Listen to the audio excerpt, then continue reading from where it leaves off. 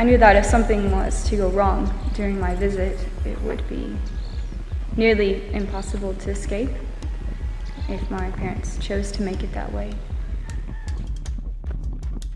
Rick Ross was talking about cults, cult-like behavior, how I've been brainwashed, how every aspect of my life was being dictated by someone else.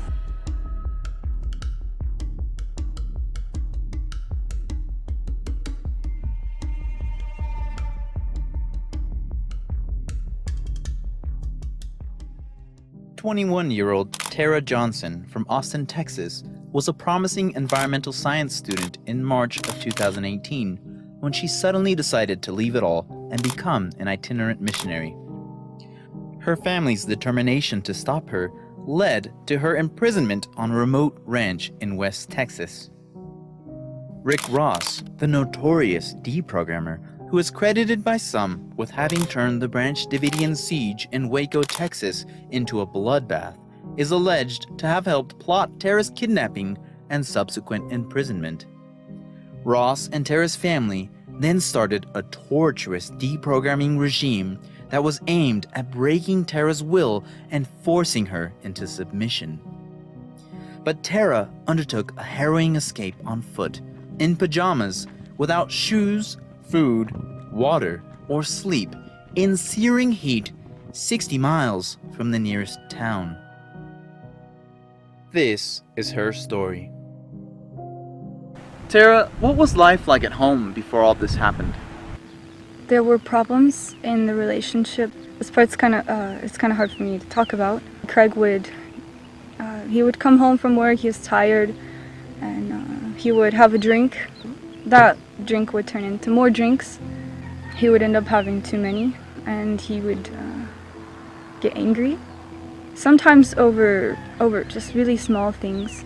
Sometimes he would physically abuse my mom and my brother.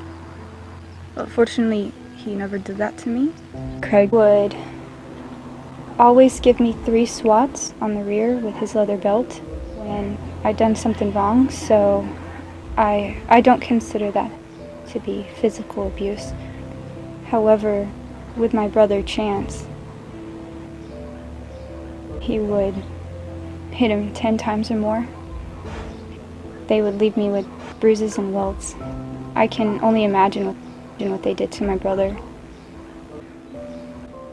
There were times when Craig would get so enraged that he wouldn't remember what had happened or what he'd done.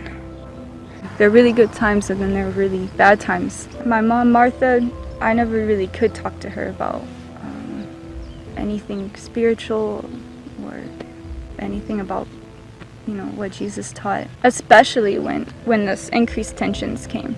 I had my relationship with my family, and then I had my relationship with God, and they were 2 separate things.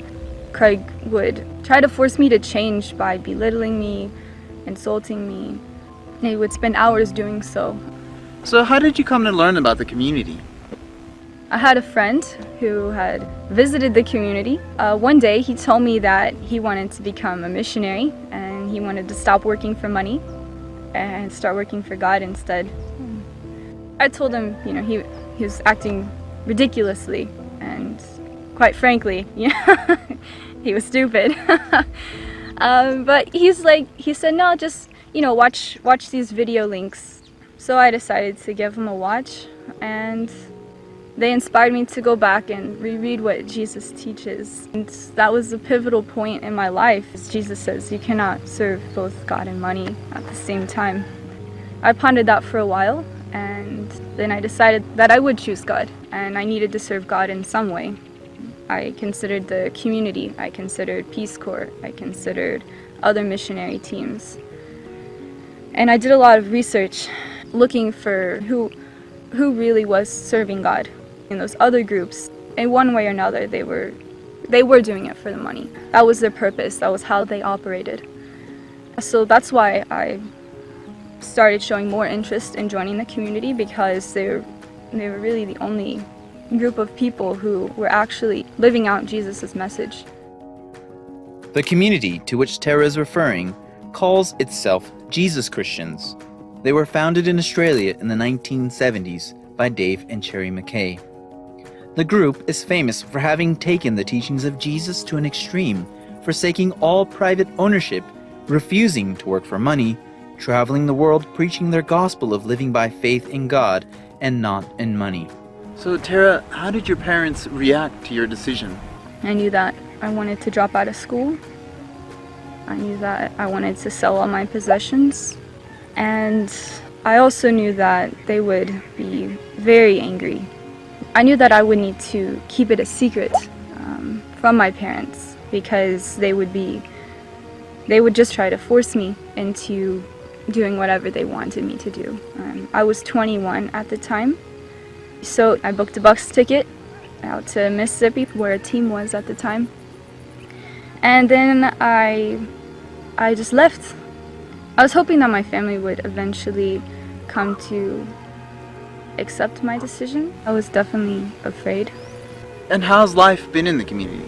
I came out to the community in March of 2018. It's been a really big adventure ever since then. A couple months after I came out, I ended up traveling to Argentina. The 2.5 years that I've been living by faith, I've traveled a lot actually.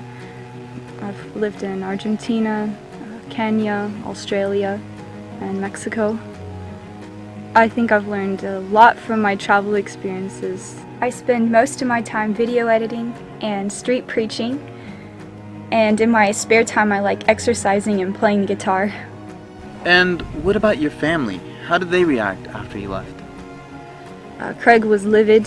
He wrote to Dave. He basically offered Dave as much money as Dave wanted so I could be delivered back to my family. He did not ask me, of course, what I wanted.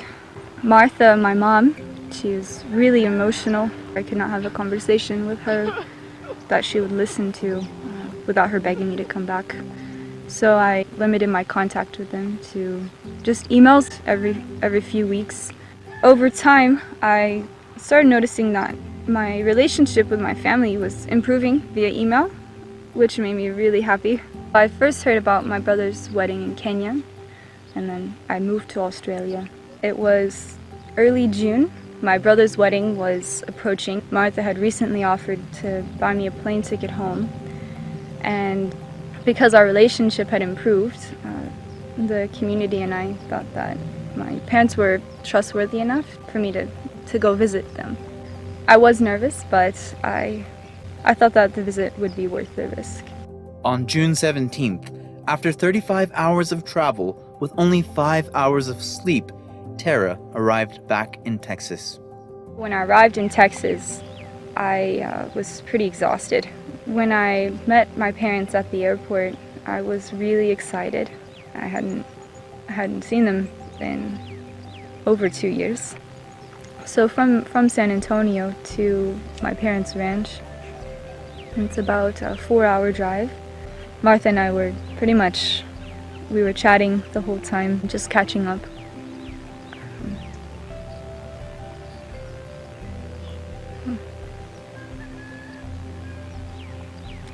So yeah, things were really friendly between us. Throughout the whole 4-hour drive out to the ranch and even a few hours afterwards, I did not suspect anything. When I arrived at my parents' ranch, it was about 12:30 in the morning. I was really tired. I was excited to see all the home improvements and changes that they made. My brother Chance and his fiance were there. We spent a lot of time socializing, and yeah, it was just really fun at first.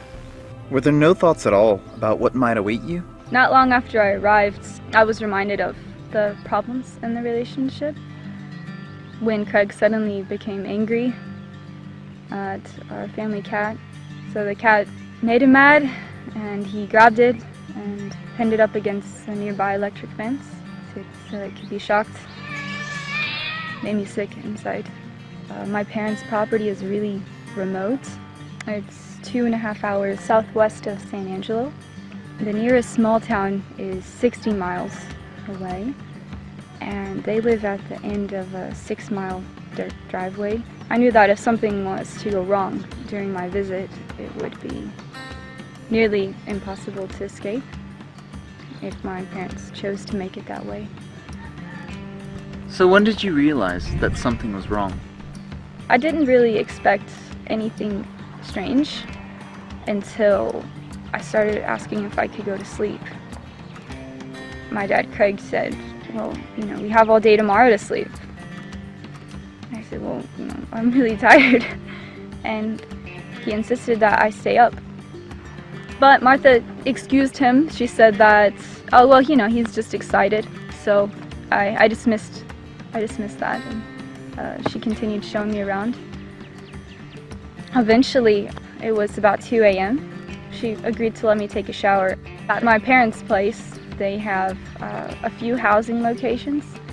There is my parents' RV, then there's a guest RV, which is at an angle to theirs. There's a guest house, which is just out of sight of the RVs. And there is a laundry room shed that's a short walk away from the RVs, and it's within sight of them. So Martha and I walked to the guest RV. Well, I took off my sneakers and left them on the front porch. That was the last time that I saw them. After I showered, I was really tired, but I got distracted by the good conversation that I was having with Martha. By this time, my brother's fiance, Brittany, had come in, and we were having some girl time.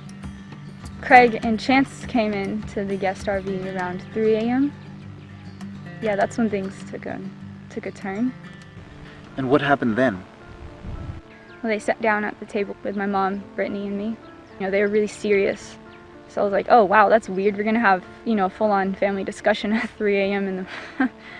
I had communicated to my parents on the drive over that I would need to spend a few hours every day, editing videos for our YouTube channel.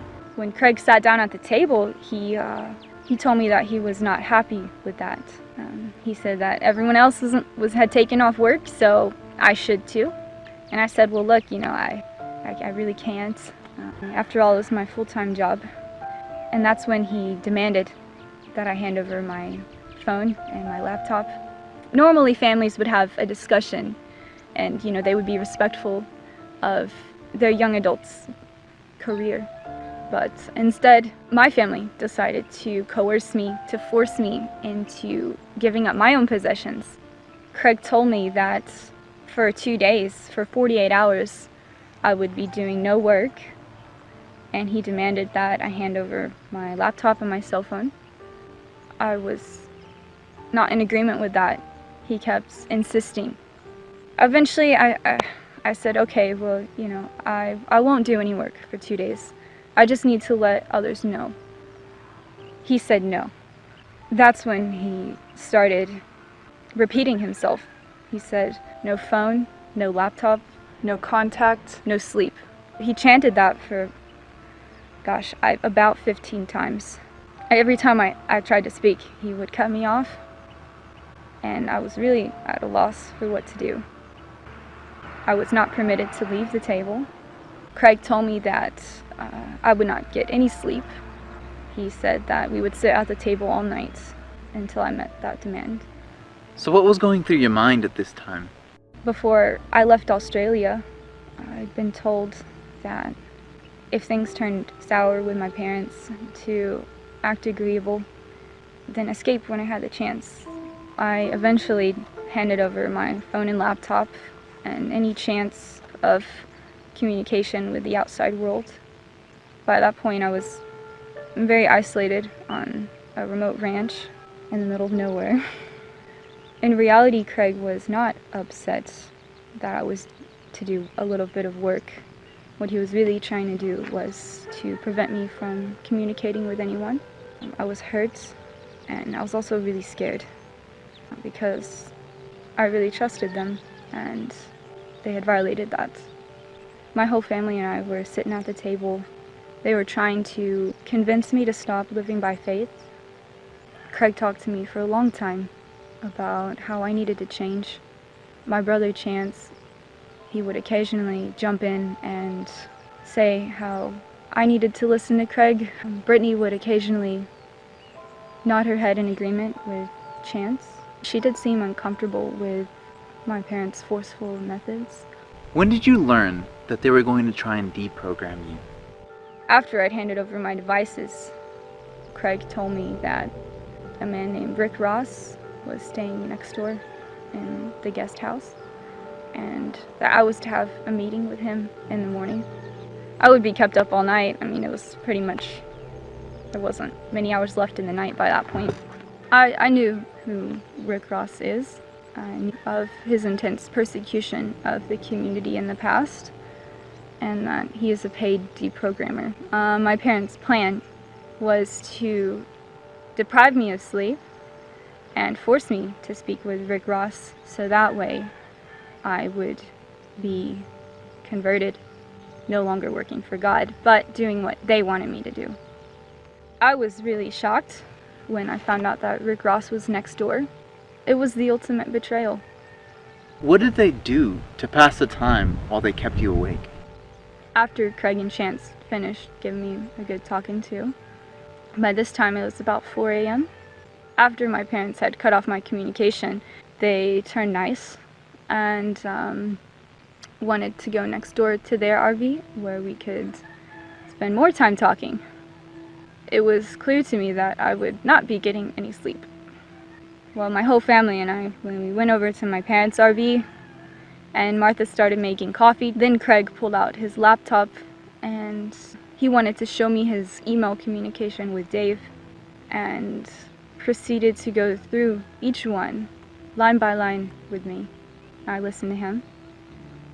He was trying to convince me of what an evil and manipulative liar that Dave supposedly is. But what he didn't know was that I had been working with Dave for nearly a year. I know him quite well. We were very good friends.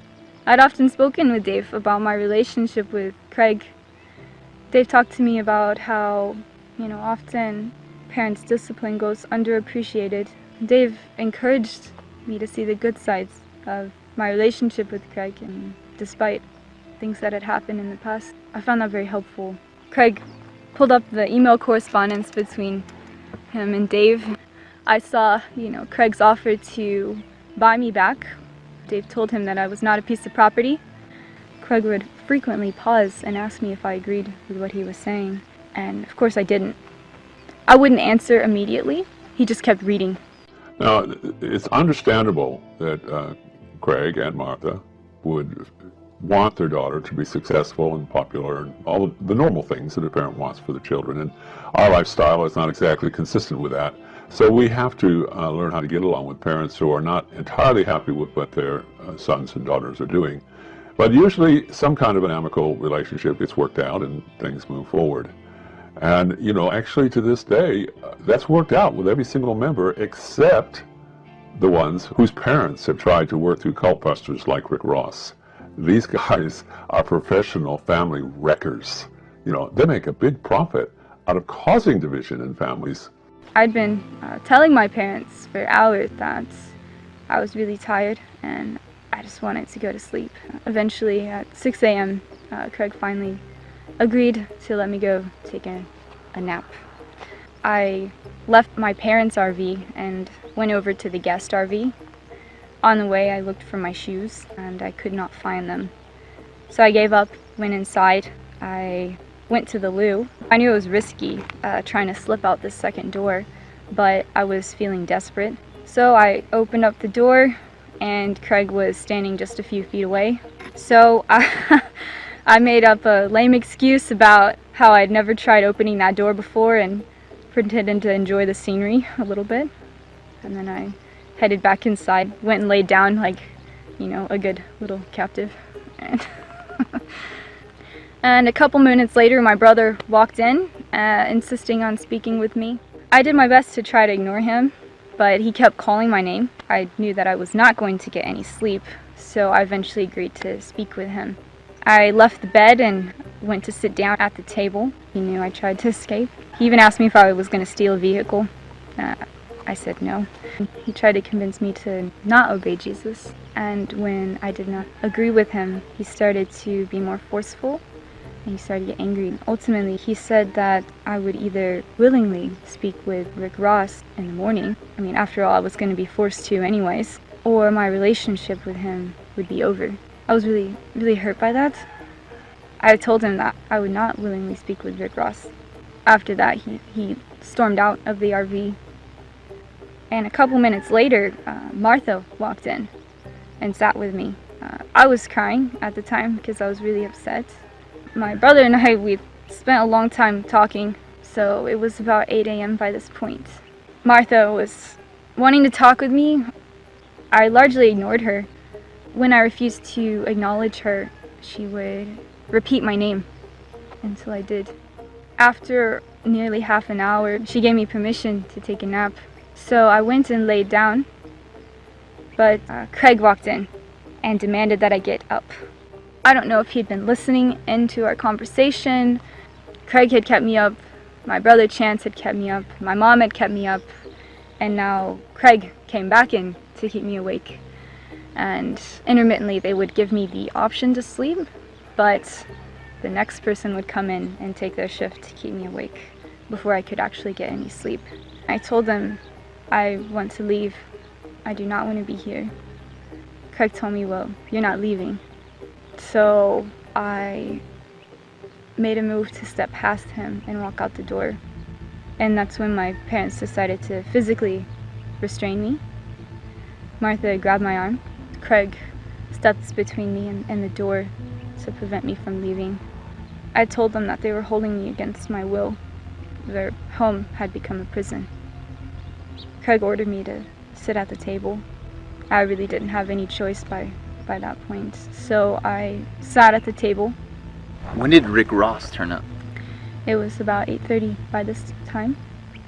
My brother Chance, his fiancée Brittany, and Rick Ross came in shortly after. Rick Ross then began to basically preach a whole sermon to me about salvation by grace.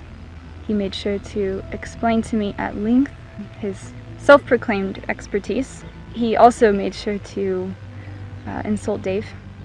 I'd learned by this point that my parents were paying him several $1,000s to deprogram me. I had learned when Craig was going through his emails with me that the improved relationship that I thought I had with my parents was actually a sham, because they've been working with Rick Ross for the past 2.5 years, waiting for their chance to get me back home and do this deprogramming session. So tell us how you and Rick Ross and your family interacted. There was this unity at times between Craig and Rick Ross. Craig would want to speak, and Rick would start speaking over him. Well, I tried to take advantage of the situation, and I would look at Craig and indicate that I wanted him to speak instead of Rick Ross, which caused tension. I would interrupt him and tell him that he was holding me against my will. He insisted that he was not involved. He was, merely just trying to help the family. Craig and Rick Ross did not like being called kidnappers. That contributed to the tension as well. Eventually, Craig started to lose his temper, and so Rick Ross pulled him outside to talk. So what happened then? Everyone else went outside as well, except for Martha, and so she and I were left sitting at the table. I saw that my main oppressors were out of sight, so I decided to try and escape again. And I walked out the front door of the RV, and Martha started shouting at the others, telling them I was leaving. And I started looking for my shoes again, but I couldn't find them. I walked over to the shed laundry room where I'd placed my computer bag and my backpack with all my clothes and personal items in it, and a little bit of pocket money that I had, but all of my things were gone. So my parents had not only taken my laptop and my phone, but they'd taken my clothes, they'd taken my shoes, and everything from me to make it virtually impossible for me to escape. Craig was shouting at Martha, telling her to let me go, but Martha ignored him. She ran over to me and grabbed me by the arm. I had pulled my arm away from her, but she grabbed it again, so I wrenched it away and turned to take off running. She grabbed me by the hood of the sweater I was wearing. I freaked out, like I was really scared. I shouted at her to let me go. There was no one to help. I was barefoot. I didn't have any food, I didn't have any water. It was a 6-mile dirt road, and then from there, a highway. So my plan was to run the 6-mile road, make it out to the highway, and catch a ride in a town. I would have preferred to do that with shoes. You seriously thought you could get out of there barefoot? Once Martha started grabbing me, I knew I just needed to get out of there. I was able to get free from her grasp, and I took off running down the dirt road. After I'd gotten about 2 miles, Craig pulled up behind me in his pickup truck. He got out of his vehicle at one point and started running behind me. So I started running faster, and eventually he gave up and went back in the truck. And I later found out that he pulled his hamstring. I started running in the middle of the road, so he couldn't overtake me. But it got to the point where the road became too rocky to run on. I had gone to one side of the road that was less rocky. Craig seized that opportunity and pulled the truck out in front of me to cut off my path. He got out of the truck, grabbed me by the arm, and he grabbed me by the back of the neck and forced me to get inside the truck. And he drove me back to speak with Rick Ross again. So you failed to get away. How did things go when Craig returned you to the ranch? By the time Craig brought me back from my escape, it was about 11 a.m. We were sitting outside on the porch area, and my parents had shifted tactics by this time, so they were trying to be loving and understanding. They had noticed that my feet were pretty beat up. Martha brought a bowl of warm water and soap. Rick Ross was talking about cults, cult-like behavior, how I'd been brainwashed, how every aspect of my life was being dictated by someone else. My parents were, telling me that they loved me and that they cared about me, but at the same time, they were just doing terrible things to me. They were not letting me leave, sleep depriving me. By this point, I was crying, I was shaking. Tension started to build again when Craig would start sharing something with me. He would ask me questions, and then, I would want to answer him. But Rick Ross would step in. He would interrupt me, he would interrupt Craig, as we tried to, actually have normal communication between us. He would just insert more lies. I started to get really frustrated at that. Craig started to get frustrated as well. To defuse the situation, Rick Ross pulled Craig aside again before things got too out of hand. What sort of things was Rick Ross saying? Gosh. Rick Ross was saying that Dave and his wife, Sherry, had stolen money from the Quakers. He said that they were mooching off the Australian government because they received pension checks. He said that Dave controls every aspect of my life, that ex-community members could not receive dental care, and they were suffering from dental ailments now as a result of that. He said that Dave cannot be criticized. Everything that Dave says, people obey. That members of the community are even forced to learn Dave's selected Bible verses. Those are just a few of the completely ridiculous things that he said about Dave.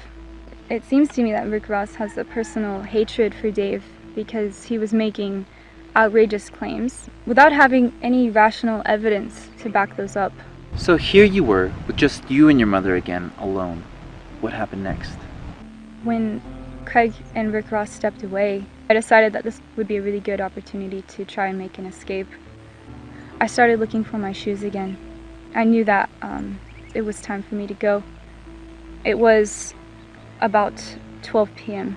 Well, I'd asked Martha for my sneakers, and she agreed to get them, but she took a long time getting them.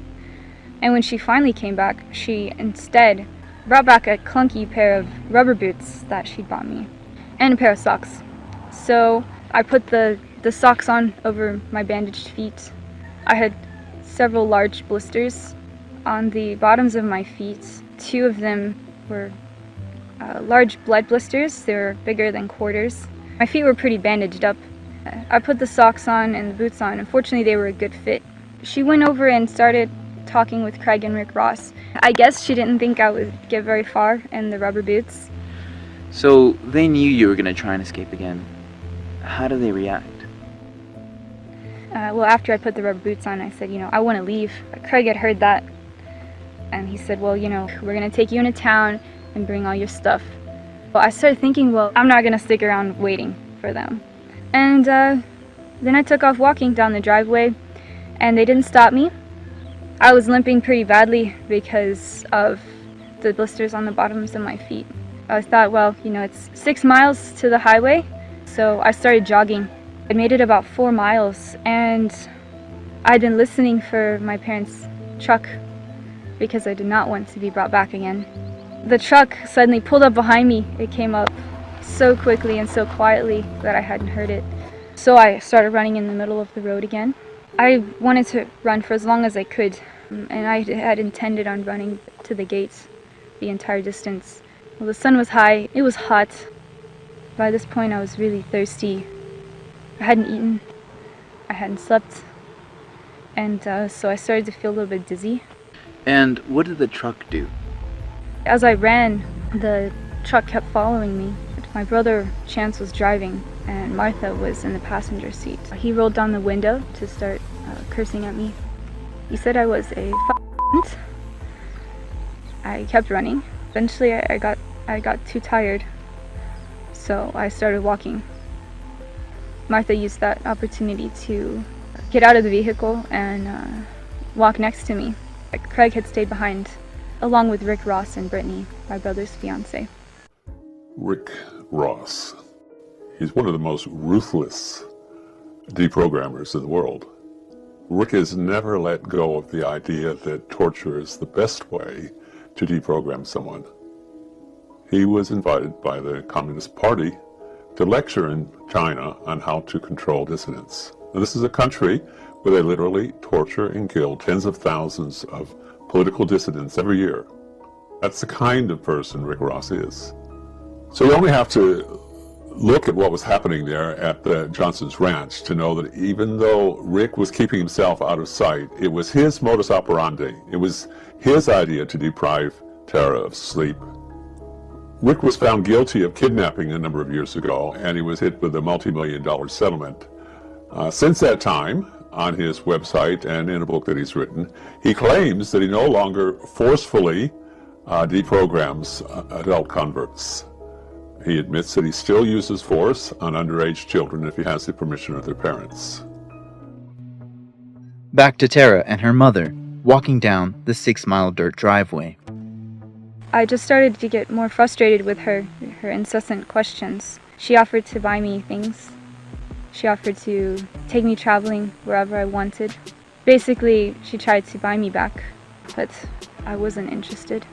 She told me how tired she was, and so I started running again, and she got back in the vehicle. She and Chance just followed me all the way to the gate, which, yeah, was weird. I didn't know the lock combo. So I hopped the fence and started walking on the highway. Once I made it to the gate, I was really happy. It was like a milestone. I'd set a goal. I was like, okay, well, I've made it this far. So you were freed from them?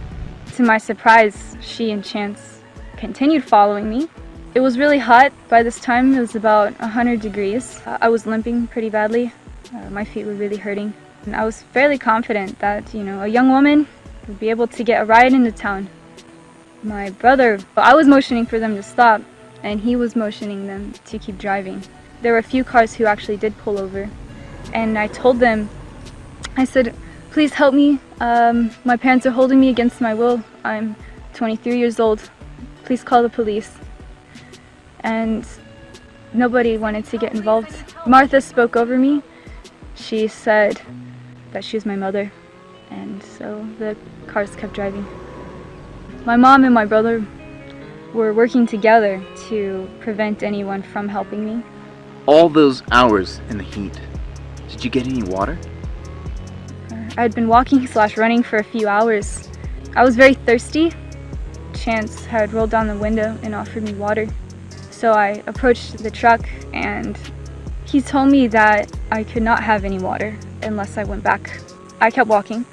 I had given up on any hope of getting a ride from anyone. I knew it was a long ways into town. My next goal was a river. I knew that the highway would pass over a river in a few miles, so I knew I could get water there. I was looking around for some way to carry water. Unfortunately, I could only find an old beer can, so I picked that up and was walking around with it. I was getting sunburned, so I was just in my pajamas. The sun was so bright. I didn't have a hat or anything. I had let down my hair so it could cover my face to protect me from the sun, but I was still getting burned. So I pulled the shirt over my head so I could protect myself from the heat. I had my face sticking out the shirt sleeve. You know, my stomach was exposed, was like half sticking out, but at least my head was protected. I'm pretty sure I looked really deranged, you know, walking around, my hair is everywhere. I'm holding like this beer can. You know, I didn't care by that point. I knew no one was giving me a ride, so.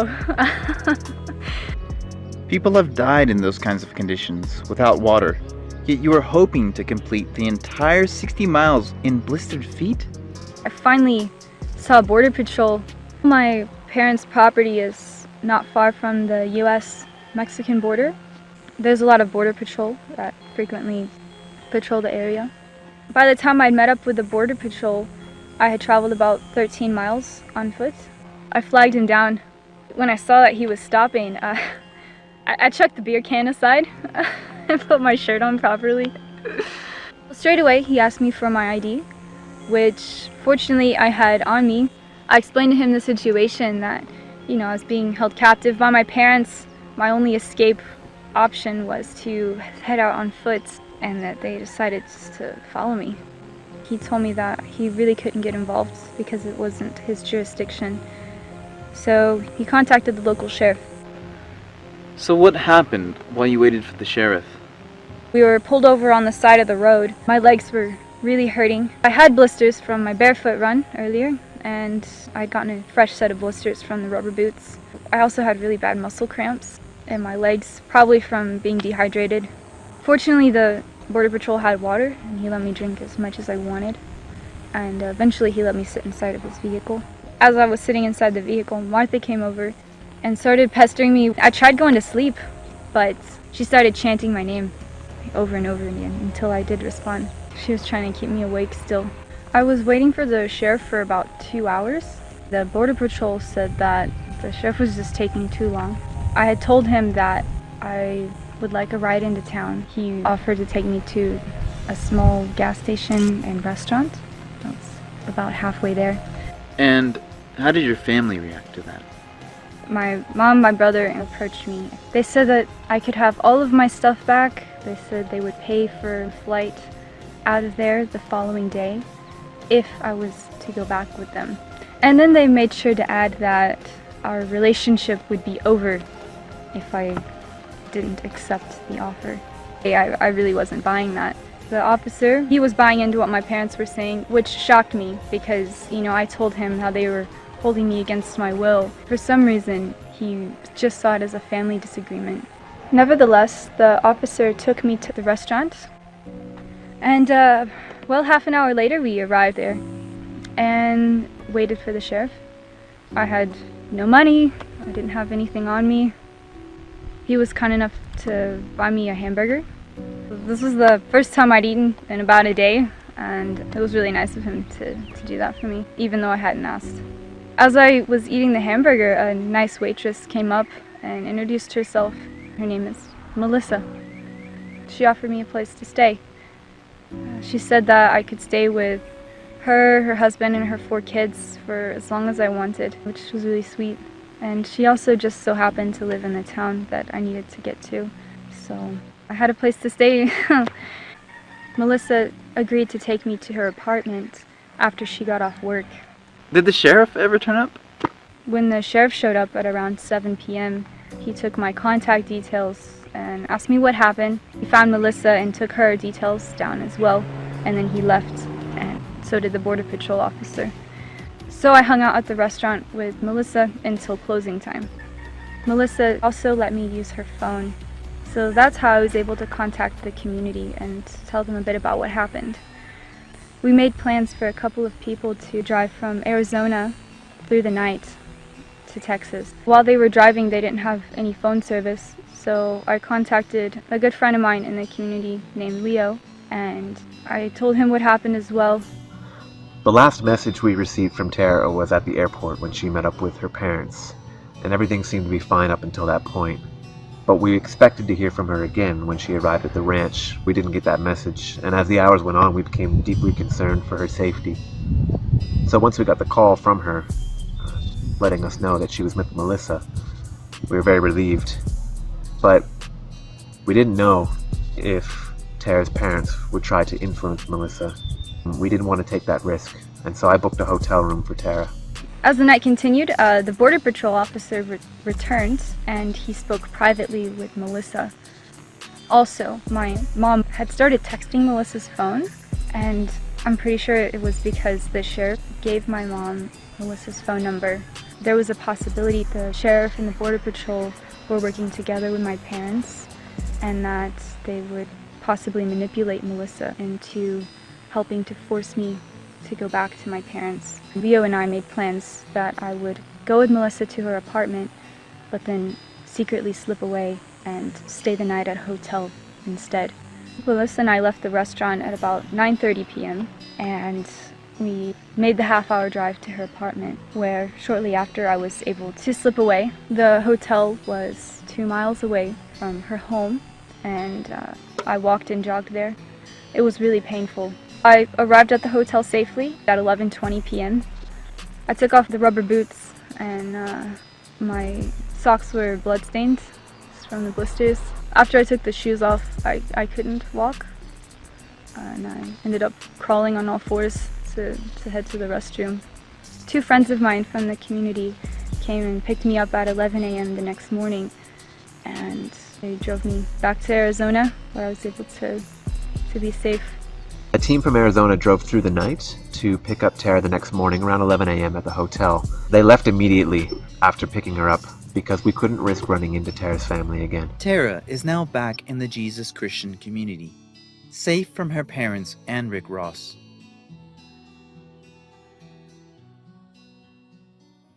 For starters, viewers should know that this video has been produced by Jesus Christians. We are, of course, biased, but we have tried to honestly and fairly understand where others are coming from as well. We offered Rick Ross, and we offered Tara's brother, her father, and her mother an opportunity to respond to what Tara has described in this video. We were not able to contact her brother's fiancée, Brittany. Only Rick Ross has replied. He wrote to us denying that anything in this story is true. Here is his account. Tara Johnson was not abducted or forced to do anything.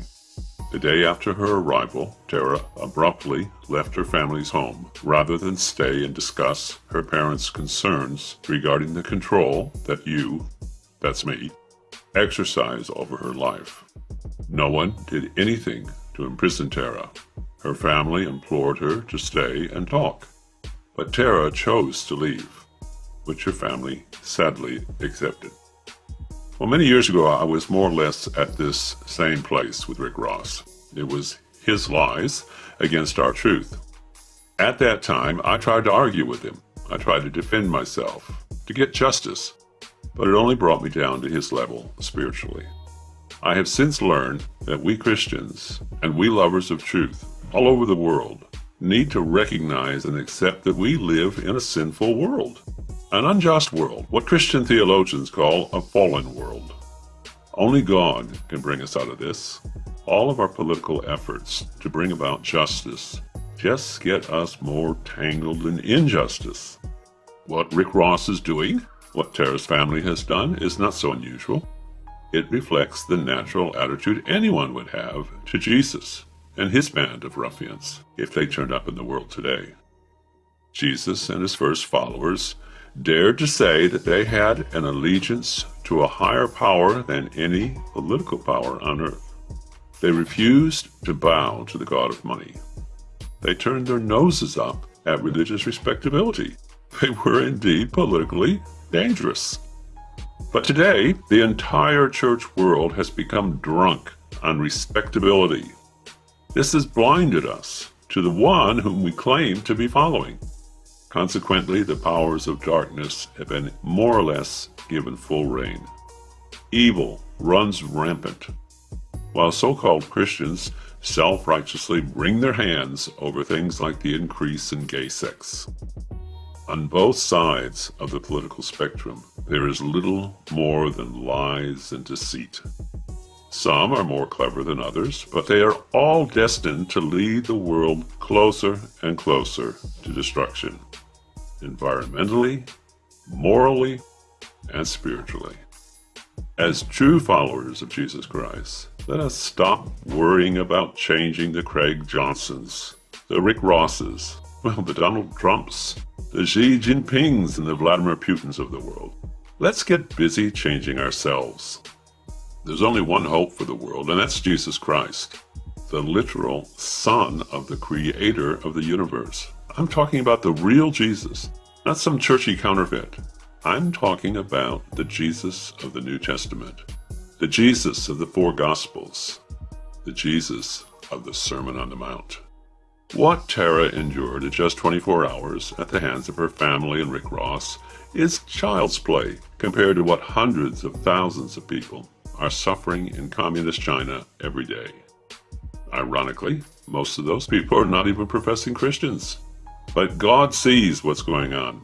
He knows what each of us is doing with whatever measure of truth we have. To those whom much has been given, he said, much more will be required. So where does that put you and me? Jesus promised that he would bring a sword of division to the world. He said our worst enemies would often be those of our own family. He said they would literally betray us to death. Where's that happening in the get-rich, do-nothing, self-love of modern-day churchianity? When we start taking Jesus seriously, we'll discover just how predictable all of this was with Tara's family.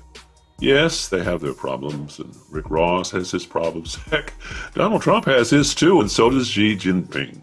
We're just going to have to learn to live, and maybe even die, with these sort of people and their deeply disturbing problems. We can't change everyone. Until Jesus returns, they will be our various crosses to bear. The more we can bear those crosses in love, as I think Tara has done, the more glory our persecution will bring to our Lord and Savior, Jesus Christ. Please pray about your own relationship with God. And if you would like to share something of your faith with us, you can write to me and others in our community at the address on the screen at the moment. Thank you for listening.